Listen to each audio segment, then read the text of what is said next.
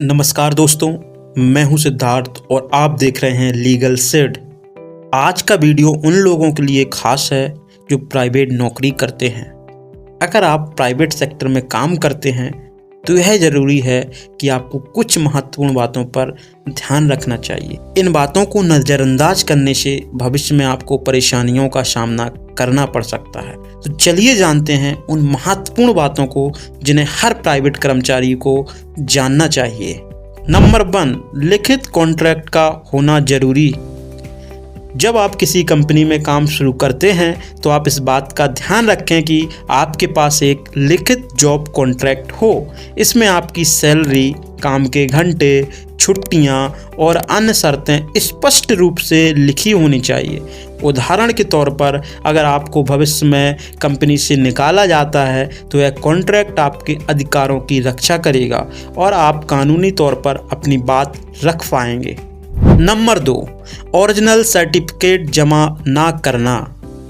कई बार कंपनियां original certificate मांगती हैं, लेकिन ध्यान रखें कि कभी भी अपने शैक्षणिक प्रमाण पत्र, अन्य दस्तावेज कंपनी के पास जमा ना करें। अगर कंपनी ये मांगती है तो आपको सतर्क होना चाहिए, क्योंकि भारतीय श्रम कानून के अनुसार ऐसा करना आपके अधिकारों का हनन है। नंबर 3, सादे कागज पर साइन ना करना। कई बार नौकरी देते समय कंपनी आपसे सादे कागज पर साइन करवा लेती है।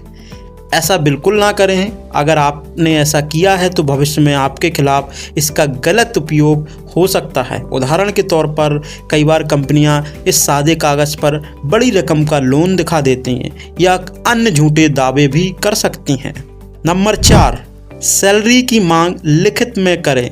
जब भी आपकी सैलरी समय पर नहीं मिलती है तो उसकी लिखित मांग जरूर करें। इससे आपके पास भविष्य के लिए सबूत रहेगा कि आपने अपनी सैलरी की मांग की थी। यह लेबर कानून के तहत आपका अधिकार है कि आपको हर महीने 7 से 9 तारीख तक सैलरी मिल जानी चाहिए। नंबर 5, अपनी नौकरी से जुड़े रिकॉर्ड संभाल कर रखें। जॉब से जुड़े सभी दस्तावेज जैसे सैलरी स्लिप, वार्निंग लेटर, छुट्टियों की एप्लीकेशन आदि को संभाल कर रखें। यह सब भविष्य में आपके काम आते हैं।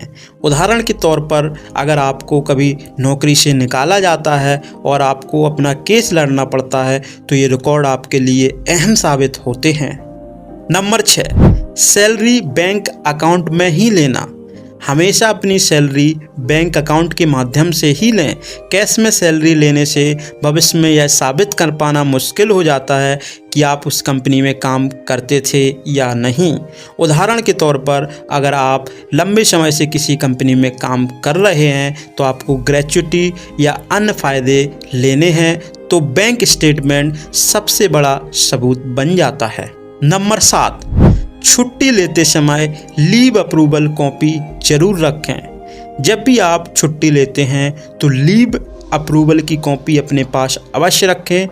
कई बार कंपनी बिना किसी सूचना के आपकी छुट्टियों को अवैध बता देती है।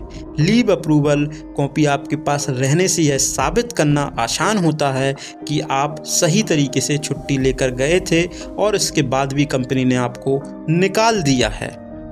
नंबर 8, कंपनी के टर्मिनेशन नियमों को जरूर समझें।